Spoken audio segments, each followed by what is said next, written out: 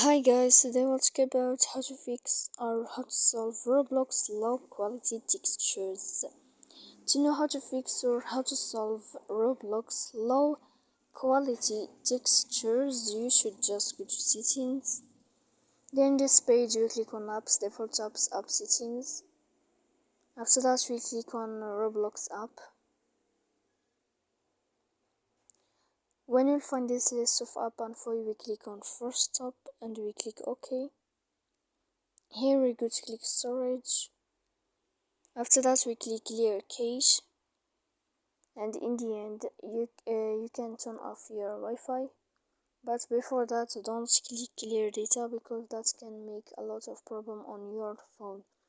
So please don't forget to support us by like and subscribe. See you next time in another video.